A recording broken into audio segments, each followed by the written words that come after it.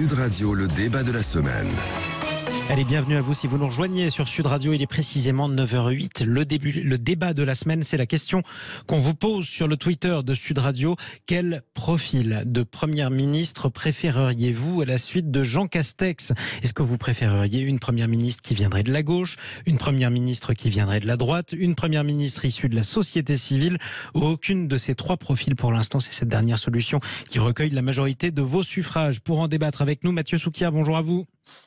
Bonjour à tous. Expert associé à la Fondation Jean Jaurès, vous êtes également l'auteur de ce livre 2022, La flambée populiste. C'est coécrit avec Damien Fleureau aux éditions Plomb. Nous sommes également avec Jean Garrigue. Bonjour à vous.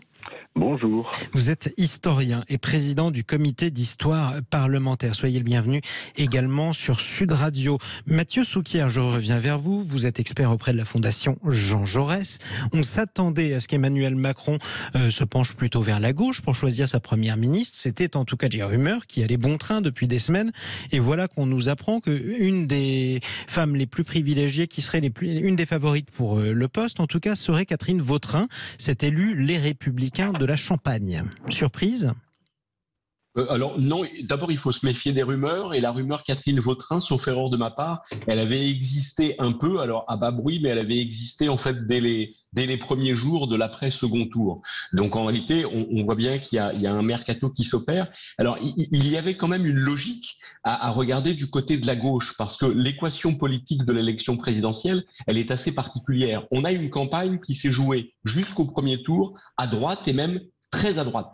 C'est-à-dire qu'on a vu que l'opinion était particulièrement sensible au discours de la droite et même de la droite extrême. Je remonte pas jusqu'à Éric Zemmour, mais on a vu qu'on était quand même là-dessus, et que Emmanuel Macron avait lui-même fait le choix de prendre le couloir de centre-droit, voire même de droite. J'en veux pour preuve la façon dont Valérie Pécresse s'était émue après la présentation du programme d'Emmanuel Macron du fait d'avoir été elle-même spoliée. Elle considérait que la droite s'était faite voler son programme. C'est ça. Donc il y avait une campagne de premier tour qui avait été très à droite, et puis l'entre-deux tours, compte tenu du score tout à fait étonnant et très supérieur aux projections de Jean-Luc Mélenchon, l'entre-deux tours s'est joué à gauche. Et donc si Emmanuel Macron s'est fait élire en réalité en 2017 par un électorat de centre-gauche, il s'est fait élire cette fois-ci par un électorat de centre-droit. Et donc dans un souci d'équilibre politique, alors qu'en 2017, élu par le centre-gauche, il avait fait le choix d'un premier ministre de centre-droit, en la personne d'Édouard Philippe, il y a une forme de logique politique à ce que cette fois-ci, élu par le centre-droit,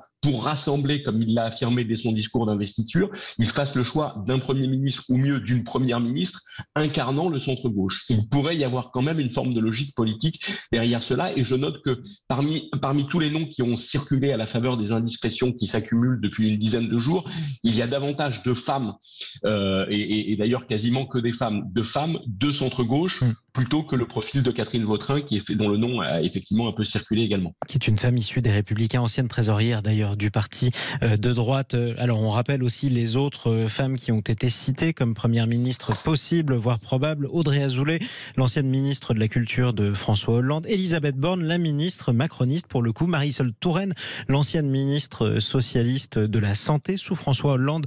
Là encore, est-ce que c'est courant, Jean Garrigue, qu'un président de la République hésite à ce point entre des profils si différents? Non, c'est vrai qu'à ma connaissance, d'abord, en général, il y a quand même un grand favori. Alors ça, c'est quelque chose qui s'est brisé en 2017, puisque personne n'avait prévu, ou très peu en tout cas, qu'Édouard Philippe soit le premier ministre d'Emmanuel Macron. Et puis c'est vrai qu'aujourd'hui, pour des tas de raisons, on voit qu'il y a une difficulté à trouver la personne idoine. De fait, quand vous êtes et à droite et à gauche, il y a d'emblée un doute, d'emblée une difficulté, c'est-à-dire que vous êtes susceptible d'aller chercher votre premier ou votre première ministre dans un spectre politique plus large que lorsque existait cette fameuse bipolarité. C'est vrai. Où on était sûr qu'on trouvait à droite ou à gauche, et en plus dans un moment politique qui n'est plus celui d'aujourd'hui, où ces deux grandes forces de droite et de gauche existaient sous forme de partis qui étaient puissants et dans lesquels des équipes, des figures se dessinaient, je dirais, de manière presque décisive. Donc on a quelque chose aujourd'hui qui tient à la fois à la personnalité et à ce que représente le parti du président, c'est-à-dire un parti qui est construit autour d'une figure, celle du président de la République, et puis dans un moment politique où, ayant été élu au second tour, grâce au ralliement de beaucoup d'électeurs de gauche, qui ont joué la carte qui ont fait barrage à Marine Le Pen, qui ont fait barrage, il faut quand même qu'ils en tiennent compte. Oui. Et ce que Jacques Chirac n'avait pas voulu ou su faire, les explications sont nombreuses en 2002, c'est-à-dire... quand il avait battu Jean-Marie Le Pen. Exactement, il avait battu Jean-Marie Le Pen grâce au renfort des voix de gauche. De toutes les voix de gauche, d'ailleurs. Il avait fait plus de 80%, et on lui avait reproché, c'est vrai, à l'époque, de ne pas avoir assez tendu la main à ses électeurs de gauche qui s'étaient tournés vers lui au second tour. Mais le sens de ma question demeure, Mathieu Souquier, c'est-à-dire qu'on a le sentiment que le président de la République hésite entre des profils qui ne mèneraient pas du tout la même politique s'ils étaient à Matignon. Qui imagine Catherine Vautrin se comporter de la même manière à Matignon que Audrey Azoulay ou Marisol Touraine, par exemple? En d'autres termes, on a le sentiment que Emmanuel Macron ne sait pas encore quelle couleur ou quelle direction donner à son quinquennat. Je me trompe ? Alors, il y a effectivement des hésitations manifestement du côté du président de la République, mais je note que ces hésitations pour partie tiennent au refus qu'il semble avoir essuyé. Parce que le premier nom qui a circulé, c'est celui de Véronique Bédague, qui fut la directrice de cabinet de Manuel Valls à Matignon quand celui-ci était Premier ministre. Manifestement, elle a été la première contactée, ou à peu près, et elle a fait savoir qu'elle avait refusé. Et puis Valérie Rabault, députée socialiste sortante, elle-même aurait été approchée, on n'en est pas sûr, mais enfin en tout cas c'est quand même la rumeur qu'elle a elle-même alimentée, aurait été approchée et aurait elle-même aussi porté un refus à la proposition du président de la République. Non, je note quand même que les noms qui circulent émanent davantage, encore une fois, de la gauche que de la droite. Et pour une raison très simple. Non seulement la présidentielle s'est jouée à droite, mais on avait imaginé que, en particulier avec le renfort implicite de Nicolas Sarkozy, les renforts des voix de droite seraient beaucoup plus massifs qu'on l'a imaginé. Et puis surtout, on n'avait pas imaginé que la droite, incarnée par LR et Valérie Pécresse, s'effondrerait autant en réalité à l'élection présidentielle. Ça veut dire qu'il n'y a plus beaucoup de voix à aller chercher à droite.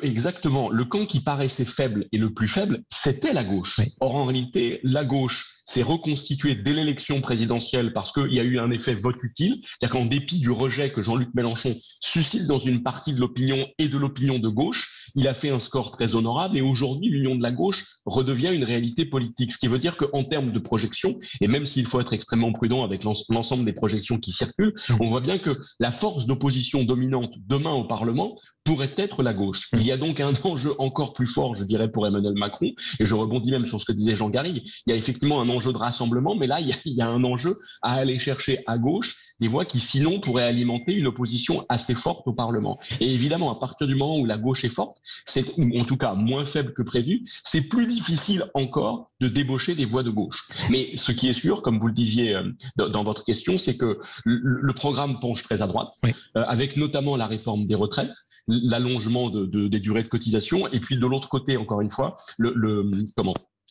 sur le RSA, la conditionnalité du RSA, on voit bien que les deux grandes mesures sociales du quinquennat, en tout cas telles qu'annoncées aujourd'hui, penchent à droite et très fortement à droite. Et donc, il y a quelque chose de piégeux ou de paradoxal à vouloir nommer une femme venue de la gauche pour mener ces deux réformes. Et c'est peut-être la raison d'ailleurs pour laquelle Emmanuel Macron a essuyé, semble-t-il, tant de refus. Dernière question et en quelques mots, Jean Garrigue, pour vous, s'il vous plaît. Quel impact sur les élections législatives aura le choix de cette première ministre ? Je pense que cet impact ne sera pas majeur. Mais je pense aussi d'ailleurs que j'ai quelques doutes sur la capacité des NUPS à réaliser le score que leur prédit Jean-Luc Mélenchon. Mais ça, c'est un autre problème. Je ne suis pas sûr que on est sous la Ve République, et je ne suis pas sûr que la personnalité du Premier ministre soit décisive, d'autant plus que les élections législatives pourraient de manière hypothétique, si elle conduisait à une période de cohabitation, pourrait de facto faire de ce Premier ministre un Premier ministre de transition. Donc, vous voyez, ce Premier ministre ne sera pas véritablement le chef d'une majorité élective, d'une majorité qui mènera les élections, comme ça a pu déjà être le cas dans le passé. Donc je ne suis pas sûr que cette personnalité-là, que le choix d'Emmanuel Macron soit décisif. Merci à tous les deux d'être intervenus sur Sud Radio ce matin. Jean Garrigue, historien, président du comité d'histoire parlementaire. Mathieu Souker, expert associé à la Fondation Jean Jaurès. On vous posait cette question sur le Twitter de Sud Radio, à vous tous qui nous écoutez sur Sud Radio. Quel profil de première ministre préféreriez-vous ? Préféreriez-vous une première ministre de la gauche, de la droite, de la société civile ou aucun de ces trois profils? C'est cette dernière réponse qui recueille la majorité de vos suffrages. Restez avec nous, vous qui nous écoutez sur Sud Radio. Nous sommes dimanche, il est temps de nous occuper de votre maison, de bricoler un petit peu, de jardiner, de choisir votre voiture aussi à partir de maintenant. Dans un instant, on se retrouve avec nos deux bricoleurs du jour. À tout de suite.